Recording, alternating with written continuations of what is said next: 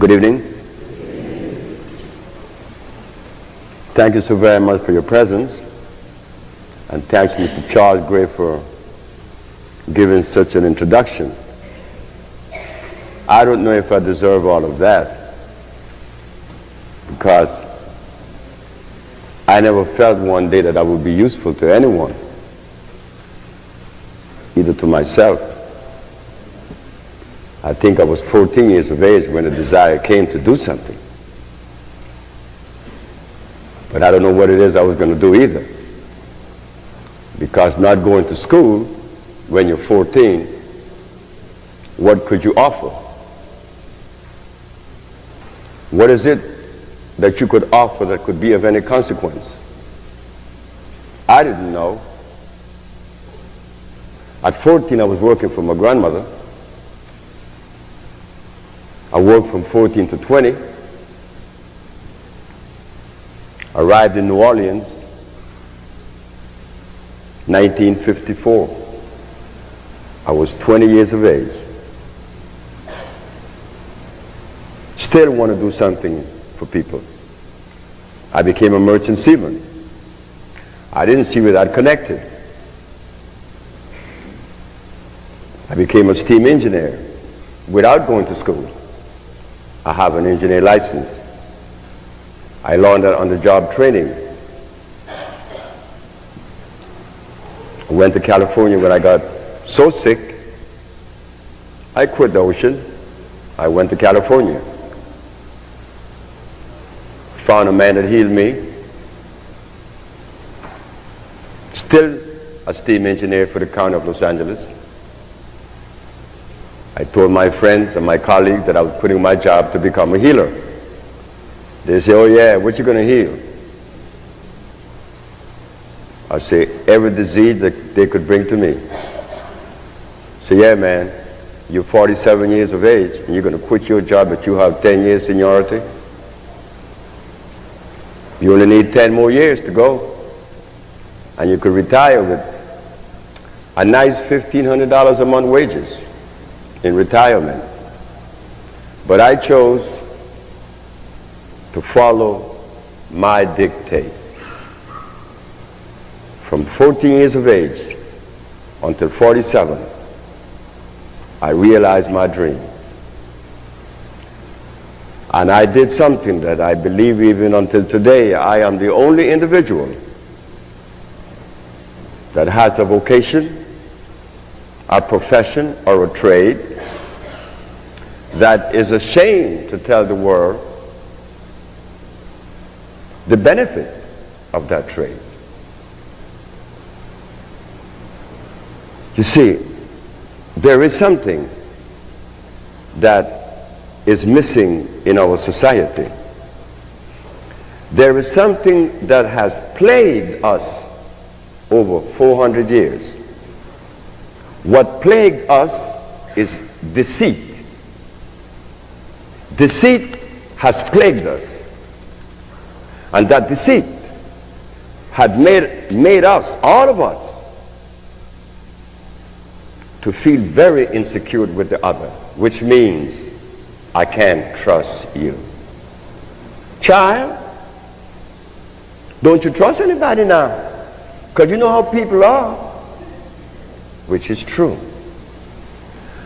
But we could never get to the root of the deceit. And I suppose that I may have told a lie or two in the past, compelled to tell a lie,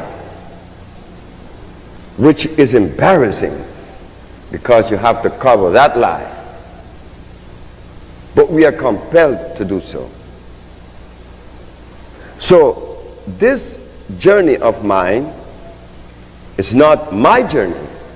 It is my predilection. I left the most beautifulest woman in the world that I loved so very much. Her name was Marilyn Woods from Tennessee. When I told her that I was going to leave her, she asked if there was another woman. I said, no. It's these plants. And what does that have to do with our marriage? I said, you're not going to follow me because you met me as an engineer, I bought your house, you got Volvos every year, and I'm going to abandon all of that to go after nothing. I don't want you to suffer, because I will suffer. I left that lady a week later.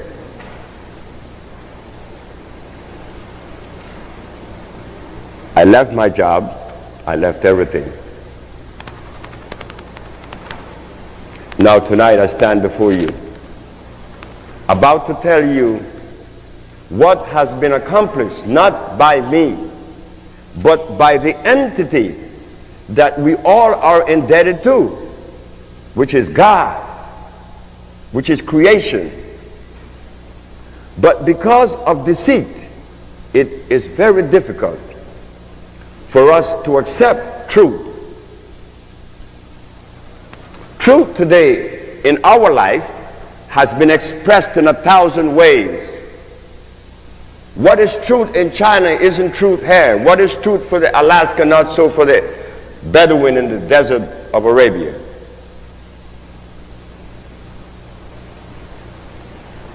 But there is a universal truth. That's God. But even God has so many different expressions. I'm a Muslim, I am a Christian, I am a Buddha, I am a Shinto, I am a Punjab, I am all of that, and we all say it all filters to God, which is good. Because if we were tied to that one entity we call God, then love would come out of either one of them. So therefore there would be no wars, because we are tied to God. If we all are tied to God, there could be no war, because God is love, not war. So again we begin to see that something is wrong, because whatever religion we are, we find a need and a compelling thing to offend the other in the name of the God that we defend. So I knew that all of this was against me. So what happened? God placed something in me that I am ashamed to tell you what has been accomplished through the energy of God, not through me. Because I don't need no credit from you. I don't need no fame, because I don't need that. That doesn't make me happy. Your giving me credit doesn't make me happy. What makes me happy is that which comes from inside of me. You can't give me that. No one could give me that. But what I need from you is this. What you need from me, that is love. That's all I need from you. This message is not mine. Because the very substance that I use to heal, did I make them? Did I make this? No, God made this. So when you are healed and you give me the credit, you just forgot it was God that healed you, because he made the plants.